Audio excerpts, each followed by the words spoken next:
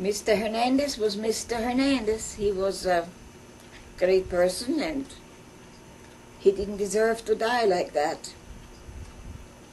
He worked all his life, and in the meantime he developed mesothelioma, but we didn't know nothing about this then. He worked with the army. We've been told it was from asbestos-lined gloves, and also the motor pool, and the barracks from the World War II. We just came back from the Alamo, went to Mexico. See, we bought a mobile home, and he retired from everything, a little mobile home. And we went to everywhere what we wanted to do to travel. That was his dream. Everything was fine. And then back and forth, and then the last time we went was April the 4th, we went camping, and then we came back, from all them places, and he started to cough. And we never thought nothing of it.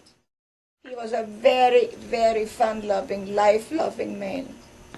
And he also even said, if he ever smoked, he said, I might have never been here again. But he didn't smoke. So why did he have to die like that? He was diagnosed the 17th of June. On Father's Day, I took him in. Prior to this, he was always in hospitals, back and forth too.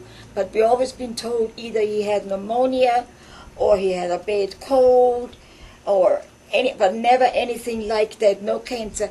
They made every test of cancers there would be, except for mesothelioma. It was an ordeal.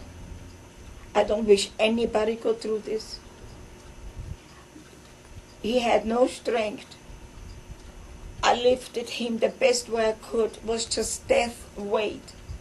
And he tried to help him, but he didn't know what he was doing anymore. And I had to call the police department and the fire department because he was slipping down and I couldn't pick him up. He didn't want to go to his bed. He didn't want anything to do with anything anymore.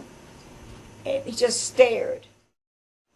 It was the worst thing. You see somebody fading away, somebody strong and full of life. And then he never complained, he never complained. He was but he was sick, so very sick. And he was always the man. And then it's like a letdown to him, He tried to be strong, but he couldn't do it. Oh, they gave him all kinds of medication. And he had a little diabetic, but it was always under control. But went completely out of whack. It was almost over 500. So nothing would help him anymore. I fed him. He couldn't get it down. Then he had that stomach tube. We fed him through that. And then in and out of hospitals, he didn't want to stay anymore. He didn't want no part of hospitals anymore. And we took him home because he refused to stay. When he was laying in that hospital bed, he told me to bring him his hat. And his hat said on there, what? Me? Worry with a, how you say this in English? Question mark? Yes, with a question mark. He never complained, but he was miserable. I saw that. I saw how bad he was, and all the nurses. And everybody treated him pretty good, I have to say that, but it was hopeless, and I didn't believe it was hopeless because I didn't give up, but it was the truth.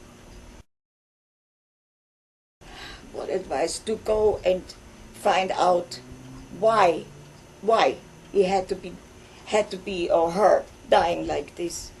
Why couldn't they say this a long time ago?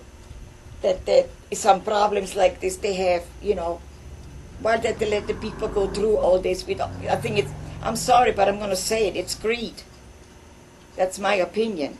But to go through this, I don't wish nobody. The advice is stick by him. Do what you can do. Don't never give up. But it's a death sentence. It's more or less not working. It's more. They told me that, and I refused to believe that. But it was the truth. I just tell people to be good to each other.